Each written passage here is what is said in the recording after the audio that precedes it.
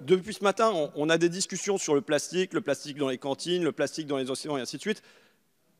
On fait quelques mètres dans notre Assemblée nationale et devant les toilettes, qu'est-ce qu'on trouve? On trouve ce gobelet et on a ensuite des poubelles entières qui sont remplies de gobelets. On va à la cafétéria le midi, on a ses couverts et on a les poubelles entières.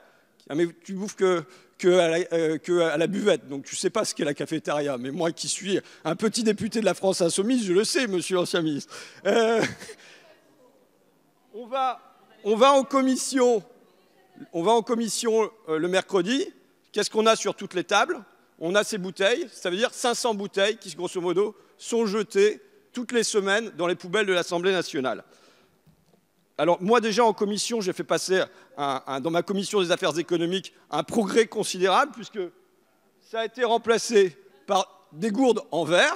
Alors je dis remplacé, mon président de commission, Roland Lescure, n'a pas voulu aller trop loin.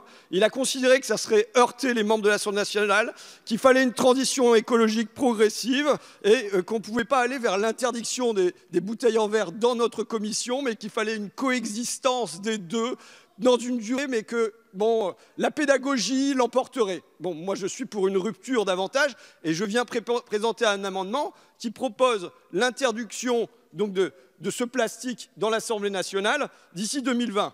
On le sait, on connaît les enjeux terrestres du plastique, on sait que ça représente en France à peu près 60 à 90% des objets qui sont jetés dans la nature, à qui on va demander, mon gamin qui va faire l'opération, mes chers Édouard Leclerc, nettoyons la nature avec un chasuble, avec un truc devant l'entrée pour aller ramasser les trucs dans le parc Saint-Pierre en face de chez moi, il va avoir à aller faire ça.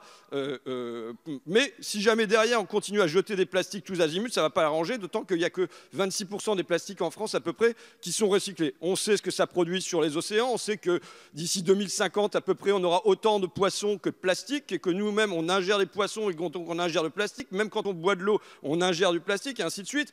On peut avoir des grandes discussions sur la puissance des lobbies qui font passer la responsabilité individuelle devant la transformation de l'industrie et devant la transformation de l'économie. On peut avoir tous ces débats-là. On peut souhaiter, et je le souhaite, le retour à des consignes qui me le rappelleront mon enfance, vous voyez, puisque dans mon enfance, on allait au supermarché Nova et on ramenait nos bouteilles en verre et ça marchait très bien.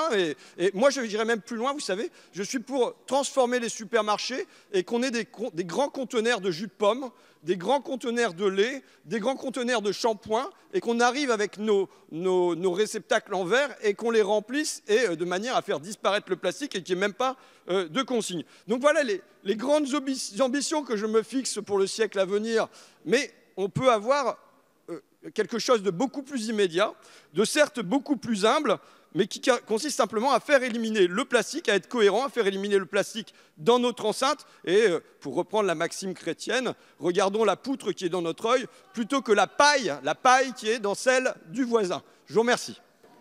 Merci, monsieur Ruffin. Monsieur le rapporteur. C'est absolument pas du ressort législatif, c'est évidemment du ressort du règlement intérieur de l'Assemblée nationale. Je pense que notre questeur aussi apportera la plus grande attention à cet amendement, mais enfin, je veux dire, on est là pour faire la loi, donc ce type d'amendement, qu'on le partage ou pas, est du ressort du règlement intérieur de l'Assemblée nationale. Je partage avec François Ruffin cette forme de Madeleine de Proust, d'aller récupérer les consignes et puis de redonner les bouteilles vides en échange des bouteilles pleines. Pour autant, la proposition qu'il fait pour l'Assemblée nationale n'est effectivement pas du ressort législatif. Il est plutôt de l'ordre du règlement intérieur de cette Assemblée. Et le règlement intérieur de l'Assemblée n'a pas à être choisi ni même validé par le gouvernement. Mais, mes chers collègues, vous arrivez encore à me décevoir, mais j'espère que ça n'est qu'une déception temporaire. Vraiment, sur cet amendement, je pensais qu'il y aurait l'unanimité. Je pensais que ça passerait comme une lettre à la poste, que c'était quelque chose de simple bon sens. Quand on réglemente l'usage du plastique dans toutes les cantines de France, dans les lycées de France, dans les restaurants collectifs de France, et à minima, on ferait la même chose pour ce qui se passe chez nous, sous notre nez. Et quand nous sont sortis des arguments sur c'est pas de l'ordre du réglementaire, c'est de l'ordre du législatif, alors qu'on a déjà fait passer plein de trucs qui concernent l'Assemblée à l'intérieur de la loi, quand on nous dit mais il faut voir ça avec le groupe de travail développement durable de l'Assemblée nationale, vous imaginez l'image que ça renvoie de notre Assemblée, qui n'est pas capable d'agir sur ce petit détail près. Je veux dire, juste éliminer les couverts en plastique de la cafétéria et les gobelets en plastique là, de l'entrée des toilettes. On nous dit, bah, attendez, il va falloir mettre un groupe de travail en marche et tout ça, alors que là, il nous suffit d'appuyer sur un bouton pour se dire, bon, allez, on y va. Et symboliquement, on a réussi ça ensemble.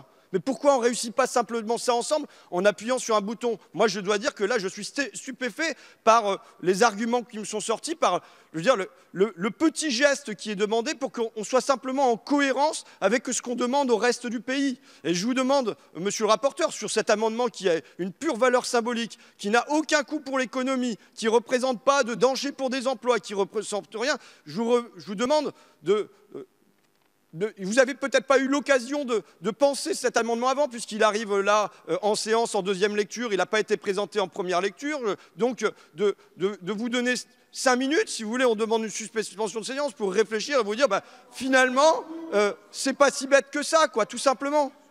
On va donc procéder à présent au scrutin.